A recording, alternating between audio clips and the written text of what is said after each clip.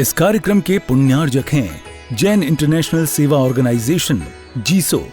निःशुल्क Jain minority card प्राप्त करने के लिए 9059054563 व्हाट्सएप पर हाय सेंड करें और अपने नाम के साथ निःशुल्क जैन माइनॉरिटी कार्ड अभी प्राप्त करें। जब कभी भी जीवन के संदर्भ में विचार करते हैं तो हमें हमारा जीवन एक ऐसे उपन्यास की तरह दिखता है जिसके शुरुआती पेज गोल है और अंत के पेज भी गायब है। बीच का जो है वो बड़ा इंटरेस्टिंग है, लेकिन जब हम पढ़ना शुरू करते हैं, पढ़ते जाते हैं और पढ़ने के क्रम में लगता है इससे पहले क्या होगा, और जब पूरा होता है तो एक कसक सी उठती है कि इसके आगे क्या हुआ होगा। कुछ ऐसा ही हमारे जीवन के साथ है। हम अपने जीवन की यात्रा पर जब भी दृष्टिपात करते हैं तो हमारी दृष्टि हमारे जन्म तक जाती है। अतीत में हम जन्म की ओर देखते हैं और आगे देखें तो मौत। हमारा पूरा जीवन जन्म और मृत्यु के बीच सिमटा हुआ दिखाई पड़ता है। एक छोर में जन्म, एक छोर में मरण। संत कहते हैं ये तो केवल दृश्य जीवन का पाठ है, पर हमारा जीवन जन्म और मरण की दो घटनाओं तक सिमटा हुआ एक अध्याय मात्र नहीं। जीवन एक लंबी संतति है जो जन्म के पहले भी थी और मृत्यु के बाद भी रहेगी। उस जन्म और मृत्यु से ऊपरे जो हमारा तत्व है वह जीवन का तत्व है।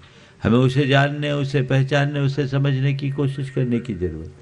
जब तक हम उसकी तरफ दृष्टिपात नहीं कर पाए हमारा कल्याण नहीं हो सकता। हमारा समग्र जीवन क्या है, हम उसे संभाले। आज जो दृश्य जीवन है उसके लिए आप रात दिन सचेष्ट रहते हो। हमारा जो दृश्य जीवन है उसके लिए रात दिन सचेष्ट रहते हैं, है ना। आज आपने अपने जीवन में जो भी प्रबंध कर रखा है किसके लिए? इसी के लिए ना। आपने सारी प्लानिंग बना रखी है किसके लिए? इस दृश्य जीवन के लिए ना। आपने धन जोड़ा, संपत्ति जोड़ी, संपर्क बनाए, संबंध बनाए, संबंधी बनाए। ये सब किसके लिए? बोलो, ये सब किसके लिए? इस केवल दृश्य जीवन के लिए ना। लेकिन इसका अंत क्या है? इसका अंत क्या है? एक दिन कहानी खत्म हो जाएगी, फिर क्या बचेगा? इस दृश्य जीवन के परे जो हमारा अदृश्य स्वरूप है, जो हमारे समग्र जीवन का मूल है, उसकी तरफ हमारी कभी दृष्टि क्यों नहीं जाती? हमें उसकी तरफ अपनी दृष्टि को केंद्रित करने की आवश्यकता और अपेक्षा है। हम उस समग्र जीवन के प्रति अपना ध्यान केंद्रित करें, तब कहीं जाकर हम अपने जीवन का वास्तविक कल्याण कर सकते हैं। लेकिन प्रायः लोगों के साथ ऐसा ही होता है। वह शरीर को संभालने में लगे हैं, वे संपत्ति को संभालने में लगे हैं, वे संपर्क और संबंधों को संभालने में लगे हैं, लेकिन स्वयं के संभाल की कोई चिंता ही नहीं है। हमारा जीवन क्या है? थोड़ी देर के लिए विचार करो, आंखें मूंदो। अगर पीछे झांकोगे तो आज जहां हो वहां से 25-50 बरस पीछे मुड़ोगे तो हमें दिखाई पड़ेगा नंग धड़ंग खेलता हुआ एक बच्चा। और थोड़ा पीछे जाएंगे तो अस्पताल में जन्म लेने वाला एक शिशु। और थोड़ा पीछे जाएंगे तो माँ के पेट में विकासोन्मुख एक भ्रूण, यही दिखेगा ना। उससे आगे तो शायद जा ही नहीं पाएंगे। और अभी जहाँ वहाँ से 25-50 वर्ष आगे बढ़ो तो क्या दिखेगा? लाठियों के सहारे हाँफता कांपता चलता हुआ एक वृद्ध। और उससे आगे जाओगे तो दिखेगी तुम्हारी अर्थी। और थोड़ा आगे देखो बढ़ोगे तो तुम्हें दिखाई पड़ेगी सुलगती हुई चिता। और इसके अलावा क्या, माँ के पेट से लेकर आप चिता की राख तक, यही तुम्हारी कहानी है जो कभी भी खत्म हो जाने वाली है। ये बाहर की कहानी है, ये बाहर का जीवन है। हमारे भीतर का जो तत्व है यह इसके पहले भी था और आगे भी रहेगा। उसे संभालने की कोशिश कीजिए। ये जीवन की आप चिंता करते हो, संत कहते समग्र जीवन की चिंता करो। कोई व्यवस्था बनाई है आपने? उसके बारे में कभी सोचने में आता है क्या होता है? इसी ने बड़ी अच्छी पंक्तियां लिखी, बहुत पुरानी याद आ गई। इस जहां में न जाने क्या कारनामे कर गए, इस जहां में न जाने क्या कारनामे कर गए। बीए किया, एमए किया, नौकर हुए, पेंशन मिली और मर गए। और क्या किए? एक दिन यही कहानी होगी ना।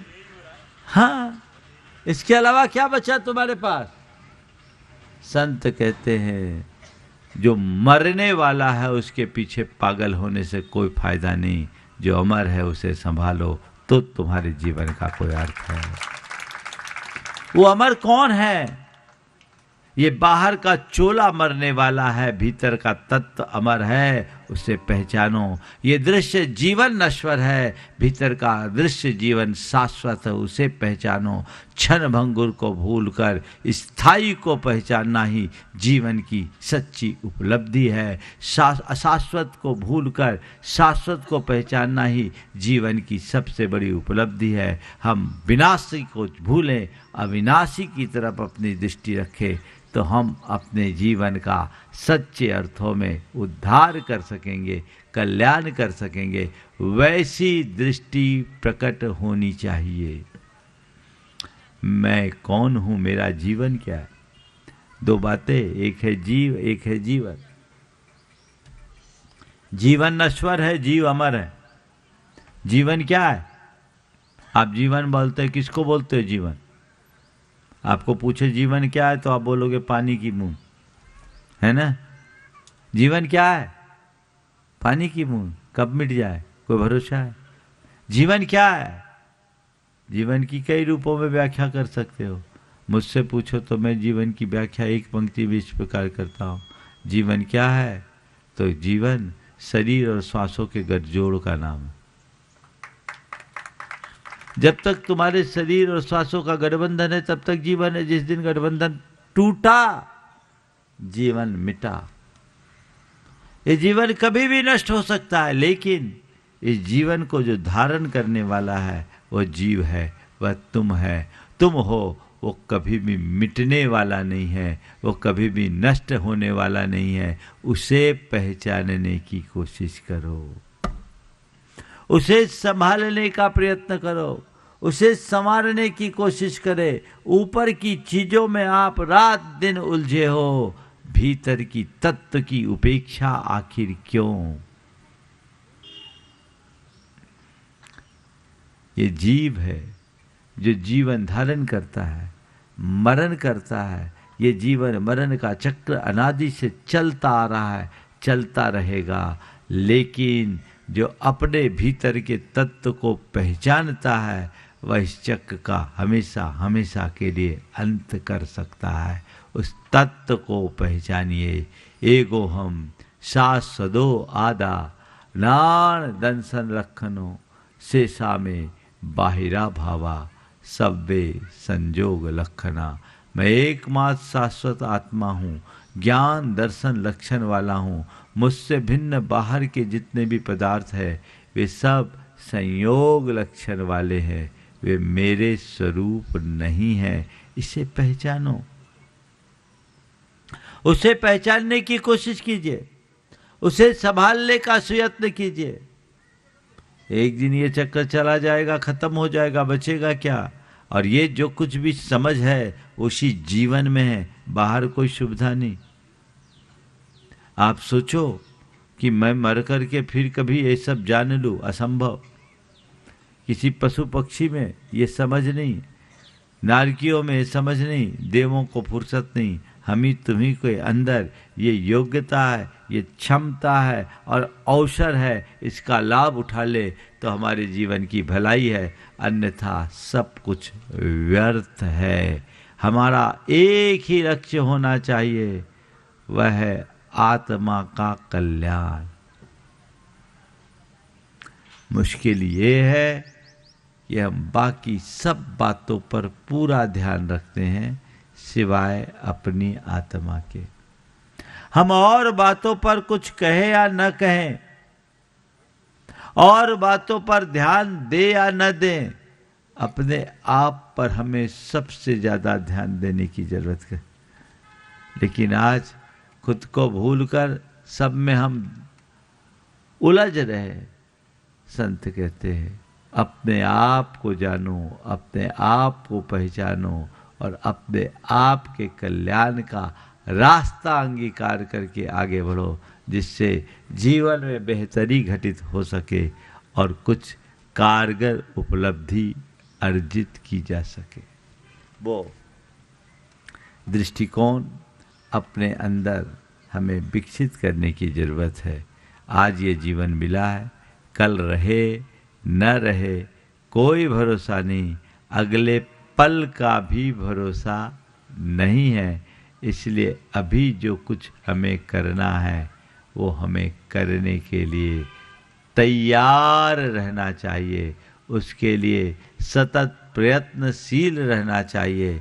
बाहर की उपलब्धियां छीन है, आंतरिक उपलब्धि ही हमारे जीवन की सबसे बड़ी उपलब्धि है। हमें उस तरफ दृष्टि रखना चाहिए। अवसर मिलता है और हम लोग चूक जाते हैं, नतीजा हमारे हाथ हमेशा खाली रह जाते हैं। ये जीवन हमें बहुत दुर्लभता से मिला है, हम इसका सदुपयोग क्यों न करें। एक बार ऐसा हुआ, एक सेठ था, अचानक समय की मार पड़ी, बड़ा भारी नुकसान हो गया, सारी संपत्ति खो गई, सब कुछ नष्ट भ्रष्ट हो गया। कल तक जिसके दरवाजे से कोई भी याचक खाली नहीं लौटता था, आज उसकी स्थिति ऐसी बन गई कि वो खुद दाने दाने को मोहताज हो गए। उसकी इस विपन्न अवस्था को देखकर एक दिन उसकी धर्मपत्नी ने कहा कि यहाँ का राजा आपके बचपन का मित्र है, विपत्ति की इस घड़ी में आप उनके पास जाएं, वो जरूर आपको कुछ न कुछ सहयोग करेंगे। उसने कहा क्या पता राजा मुझे इस फटेहाल स्थिति में पहचानेगा भी या नहीं। धर्मपत्नी ने कहा नहीं, आप जाइए, मुझे पक्का भरोसा है वो आपको जरूर पहचानेंगे और पहचान करके अपनी मदद करेंगे। एक तो परिस्थिति की मार और दूसरी पत्नी की प्रेरणा, वो उससे प्रेरित होकर राजा के यहाँ जाने का निश्चय किया। राजा के पास सकुचाता हुआ गया, सूचना पहुंचा, पर उसकी आशा के विपरीत राजा खुद दरवाजे तक आया, उसे गले लगाया, अपने बाजू के सिंहासन पर बिठाया और उसकी हालत को देखकर खुद से ही बिना उसके कुछ कहे उससे कहा कि मित्र, तूने इतनी देर बाद मुझे याद किया, काश मुझे पहले सूचना देते तो मैं तुम्हारी कुछ और व्यवस्था कर देता, पर कोई बात नहीं, तुम मेरे बचपन के मित्र हो और आज भगवान की कृपा से मेरे पास सब कुछ है। मैं चाहता हूँ जो मेरा है वो तुम्हारा ही है। एक काम करता हूँ, ये तुम्हारे लिए मैं रत्नों का खजाना खोल देता हूँ और तुम्हारे लिए 3 घंटे का समय देता हूँ, तुम जितना रत्न बटोर सको बटोर लो, सब तुम्हारा। फूला न समाया, बिना मांगे ही इतना मिल जाए तो फिर कहना क्या। रत्नों का कक्ष खोल दिया गया, भंडार भरा था, रत्नों के झिलमिल प्रकाश से आंखें चुंधियाने लगी, रत्नों के झिलमिल प्रकाश से आंखें चुंधियाने लगी। चारों तरफ निहारा, इधर उधर देखा। उसने कहा कि अरे ऐसे कक्ष में तो दोबारा आना मुश्किल है, एक बार निहार तो लूँ, और इतना सब ले जाकर क्या करूँगा, थोड़ी देर में तो सब होगा। उसे रत्नों के खिलौने एक तरफ दिखाई पड़े। मैंने कहा बहुत अच्छा मौका है, थोड़ी देर ही रत्नों के खिलौने से खेल लूं, फिर बाहर निकलूंगा। खिलौने से खेल लूं फिर बाहर निकलूंगा, मेरा काम हो जाएगा। और खिलौनों से खेलने के ख्याल में वो लग गया, खेलने लगा, और खेलते खेलते कब समय बीता पता ही नहीं लगा। उसका ध्यान तो तब टूटा जब घंटी बजी, भाई साहब 3 घंटे पूरे हो गए, अब बाहर निकलना बहुत चक्कर। ये क्या हो गया, अभी तक तो मैंने कुछ किया ही नहीं, अभी तक तो मैंने कुछ किया ही नहीं। बोला जो 3 घंटे नहीं किया वो 3 जन्म में नहीं कर पाएगा, चलो बाहर आ। बेचारा हार कर बाहर आया, खाली हाथ आया, बहुत दुखी था। राजा को पता चला, राजा ने ही अपनी ओर से कहा कोई बात नहीं, आज चूक गए, कल दूसरा चांस देता हूँ, कल तुम आना, कल तुम्हें सोने के खजाने में प्रवेश मिलेगा। ध्यान रखना वहां भी 3 घंटे का समय। दूसरे दिन हो गया, सोने का खजाना देखा, उसने एक झोले में ढेर सारा सोना बटोरा। चलने कोई था कि तभी उसे सामने एक घोड़ा दिखाई पड़ा। वो घोड़ा वही घोड़ा था जिस पर जवानी में वो राजा के साथ सवारी करता था। उसे पता था ये घोड़ा बहुत तेज दौड़ने वाला, अभी तो मेरे लिए 5 मिनट ही बीते, पूरे 3 घंटे, क्यों ना थोड़ी देर के लिए इस घोड़े की सवारी कर ली जाए, और काबिल लौटूंगा, ले लूंगा।